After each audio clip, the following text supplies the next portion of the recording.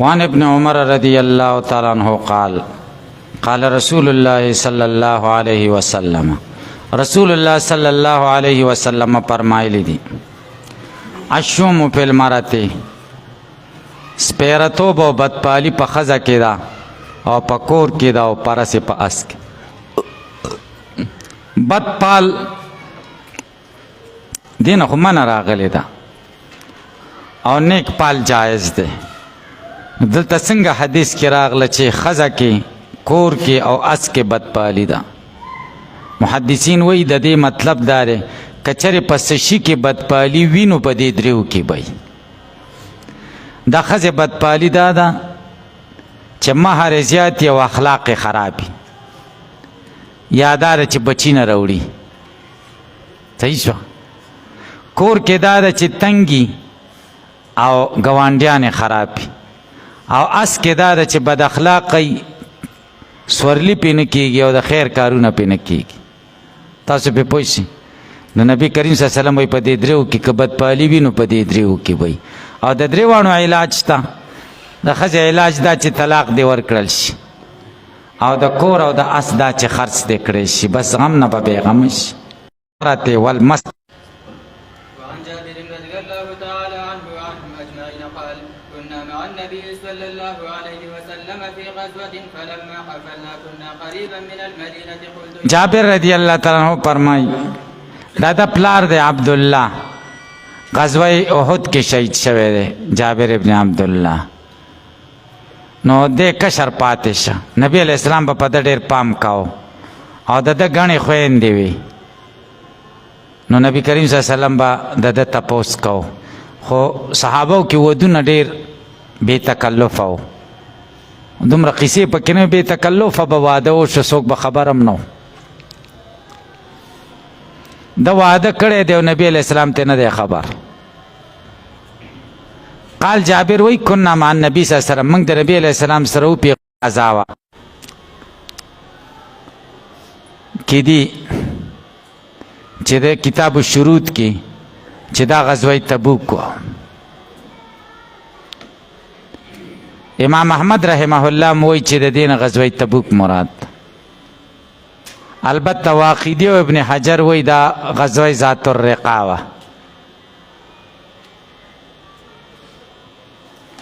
حافظ ابن حجر د ذات الرقا غزوه روایت راجح ګرځولې. موږ د نبی علیہ السلام سره یوې غزا کې وو. فلما قفلنا هر کله چې را واپس شو کنا قریبا من المدینه، مدینې منورې ته نږدې شو. قلت یا رسول الله، ما ورته یې د خدای پیغمبره انی حدیث عهد بعرس، زه خو د لږ وخت یم د واده. حدیث عهد یعنی زمانه مې قریبه د واده ته لږ وخت کېږي چې واده مې کړی. نبی علیہ السلام ته نو خبر. قال نبی علیہ السلام راته تزوجت، واده دې کړی؟ قلت نعم. قال ابکر ام سیب، پیغلی سره دې واده کړی او که د کونډې سره؟ قلت بل سیب، ما ورته بلکې د کونډې سره مې کړی. قال نبی کریم صلی الله علیه وسلم راته وفرمایل فهلا بکرا تلاعبها وتلاعبک. فهلا بکرا معنا فهلا تزوجت بکرا، مفعول دی پهلې محذوفه ده پاره. ولې دې واده د پیغلې سره نه کاو؟ تلاعبها چې تا د هغې سره لوبې کولې، او تلاعبک او هغې د تا سره لوبې کولې. او د کونډې زړه خو مړ شوی او نو هغه به هغې له ابسه وکړي. خو بیا بخاري شریف کې روایت دی چې ده ورته چې زما ډېرې خورګانې پاتې وي او هغې دپاره یوه تجربه کار او مشره ښځه په کار وه چې د هغې سرپرستي وکړي. نو ځکه مې کونډې ښځې سره نکاح وکړه چې خویندې مې هم جینکۍ دي او کشره ښځه م وکړم نو بیا به د دې سرپرستي څنګه شي. نو نبي کریم صلی الله علیه وسلم چې دا واورېده ډېرې دعاګانې ورته وکړي. فلما قدمنا ذهبنا لندخله، هر کله چې موږ قریب شو مدینې منورې ته، موږ شروع شو چې مدینې ته ننوځو کورونو ته. فقال امهلوا لک، وخت وکئ حتی ندخل لیلا، چې موږ د شپې مدینې ته لاړ شو. ځکه خلک خو خبر شو مدینې والا چې نبی علیہ السلام قافله راغله د جهاد نه. ویختان برابر کی چې ویخته پراګندای خاوند نه د ویختانو خیال نه کوي وتستحد المغیبه او زائد ویخته لري کی هغه خزه چې خاوند غایبی مغیبه هغه خزه چې خاوند غایبی خاوند ته سپیو کی اسنه چې د سی ورننه وزو نو خبر نه واه الفصل الثاني عن ابي هريره رضي الله تعالى عنه ان رسول الله صلى الله عليه وسلم قال ثلاثه حق على الله عونهم المكاتب الذي يريد الاداء والناكح الذي يريد العفاف والمجاهد في سبيل ناکح چې د نکاح اراده وکړي خدای مدد کوي حضرت ابو هريره فرمایي چې رسول الله صلی الله علیه وسلم فرمایلی دي ثلاثه حق علی الله عونهم درې تنان دي چې په الله حق دی مدد د دوی چې د دوی سره به مدد کوي د حق نه ګورې وجوب حق نه دی لکه معتزله چې وایي ځکه په خدای څه واجب نه دي دا به مشکات شریف کتاب الایمان کې راشي په خدای خو څه واجب نه دي لکه پې پوه شوئ بلکې د وجوب نه مراد وجوب دا تفضلا ما بزان حق کړی چې د درې تنانو مدد بکوم المکاتب الذي يريد الاداء هغه مکاتب چې هغه اراده د ادا لري عقد کتابت کی چې دومره روپۍ به راوړم بیا به مې آزاد کی خدای مدد کوي دویم والناکح الذي يريد العفاف هغه نکاح کوونکی چې اراده د پاک دامنۍ چې زه واده وکړم پاک دامنه شم خدای مدد کوي قرض دې وکړي خدای بیا ادا کړي والمجاهد فی سبیل الله بل هغه دی چې د الله لاره کې جهاد کوي الله وعنه رضي الله تعالى عنه وعنهم اجمعين قال قال رسول الله صلى الله عليه وسلم اذا خطب اليكم من ترضون دينه وخلقه فزوجوه الا دا خطاب کوي د زنانه ورثه وته ولی د ښځې ته کرور یو کپلاری چې کله خطبې ته راشي مطالبه یا خطبه مطالبې د نکاح ته وایي چې کله خطبې او مطالبې ته راشي تاسو ته من داسې څوک تردون دینه و خلقه چې ستاسو خوښي دینداري د هغه او اخلاق د هغه اخلاق او دینداري ښایي څوک درنه لور خور مطالبه وکړي فزوجوه په نکاح یې ورکړئ تاسې پې پوه شئ پیسو ته مه ګورئ نورو خبرو له مه ګورئ د نکاح دروازې اسانه کوي الا تفلو که تاسو داسې کار ونه کوئ نو څه چل به وشي تکن فتنه فی الارض فتنه به واقع شي په ځمکه کې و فساد عریض او پلون فساد به راشي غټ فساد به راشي ښځې به بې واده پاتې شي هلکان به بې واده پاتې شي او د زناګانو دروازې به کولو شي هلکه پې پوه شئ که پې پوه نه شي جنوبي ایشیا کې صرف په جنوبي ایشیا کې په سلو کې 250 مخ پخوانی احصایه ده چې 250 په سلو کې ښځې دي او 48 سړي دي نو په سلو کې 4 ښځې زیاتې شي نو په 1 لاکو کې 4 زره په 1 کروڑو کې څومره زیاتې شي 4 لکه او 100 کروڑه کې څو شي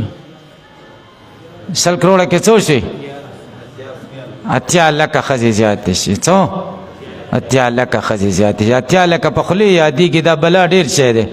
الله تعالی ډېرې پیدا کړي ځکه ویلیم دي چې 2 کوو یو که 3 کوو یو که 4 کوو سړي کم دي یو ملک دی جرمني په هغه کې د ښځو او د سړو تناسب یو شان روان دی لږ فرق به خو ډېر نه دی هلکه پې پوه شئ نو ښځې چې دا چې اوس یوه وکړي یو سړی په یو سړی او یوه ښځه نو دا خو پوره شوې 80 لکه زیاتې شوې دا به څه کوي نو زمونږ دین څومره فطري دین دی هغه د 2 او د 3 اجازت کړی چې د ټولو کار برابر شي که نه بیا به فحاشي او عریاني الله وعن معقل بن يسار رضي الله تعالى عنه وعنهم اجمعين قال قال رسول الله صلى الله عليه وسلم تزوجوا الودود الولود فاني مكافر بكم الامم رسول الله صلی الله علیه وسلم فرمایي تاسو نکاح وکړئ د مینهناکو ښځو سره الولود چې بچي راوړي ولی په اینې مکاثرم بکم الامم زه به په فخر په کثرت کوم په تاسو چې په امت په کثرت به زه فخر کوم په نورو امتونو باندې لکه نورو امتونو باندې به زه په زیادت فخر کوم چې زما امت زیات دی امت به کله زیاتېږي چې بچي ډېر شي ودود مینه کوونکې دا به څنګه معلومیږي چې دا ښځه مینه کوونکې ده که نه ده د خاندان د نورو ښځو مقایسه به کې قیاس او ولود هم همدغه شان الله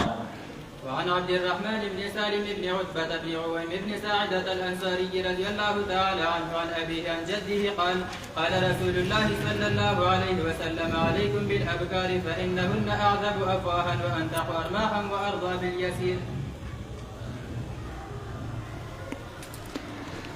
علیکم پتاسو لازم دی بالابکار چې پیغلو خزو سره نکاح وکای فإنهن أعذب افواهن ځکه دا دوی چې کوم دی اعذب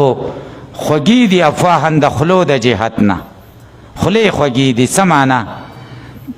ذکر د حال دی ذکر د محل دی مراد تر نه حال دی عذوبة الریق دا مراد دی. دویم قول داره ذکر د محل دی مراد تر نه حال دی کلام لکه په پوه شئ عذبو خپه پوهې گئی عذبو کلامن خبرې خوږې خوږې دي عذبو افواهن تاسې په پوه شئ کونډه خو د بل خاوند سره سپین سترګې شوي نو په تا بریک نه نیسي او دا خو عذبو افواهن دا حدیث دی ګورئ تاسې په پوه شئ دا یوه فایده شوه. دویمه دا ده وانتقو ارحامن او خی وشتونکي دي رحم لره بچو په بچو بچي ډېر راوړي نه لس بچي ښځه راوړي نو کونډې پنځه شپږ اته د بل نه راوړي نو تا ته چې رارسي نو دوه به پاتې بس خبره خلاصه شوه. او دا چې کوم دی لس اته به درته راوړي تاسو پې پوه شئ انتقو ارحامن. بل درېیمه فایده و ارضا بالیسیر